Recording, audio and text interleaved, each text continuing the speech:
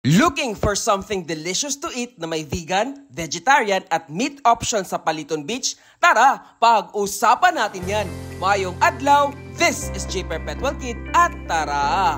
Let's explore Siquijor. Ocean Balls Bistro Siquijor is located at Cangbusyo Beach aka Small Paliton in Barangay Paliton, San Juan, Siquijor. You can order the rice balls for 180 pesos only. Pesto Perfecto na may homemade pesto sauce, veggies at rice. Curry in a hurry with Indian curry, coconut milk, veggies, mango at rice. Or Sisig Express with special sauce, veggies at rice. All rice bowls are vegan, but you can add chicken or fish at 70 pesos each, cheese at 20 pesos, and egg at 50 pesos. Pwede ka ding umorder ng all-day breakfast silog with fried rice and egg for 200 pesos. You can have Hungarian sausage, spam, or chicken tempura. If mahilig ka naman sa tempura, meron silang chicken, fish, at shrimp tempura at these prices. Kung burgers naman ang hanap nyo, meron silang vegan burger na may 2 layers of patties for 200 pesos at ang chicken schnitzel for 250 pesos. Meron din silang special wraps, vegan for 200 pesos at meat for 250 pesos. You can choose chicken, fish, or shrimp.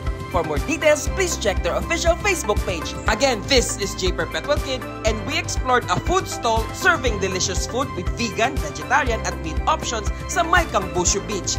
Ocean Balls Bistro Siquijor. Hanggang sa susunod na biyahe, ayo-ayo!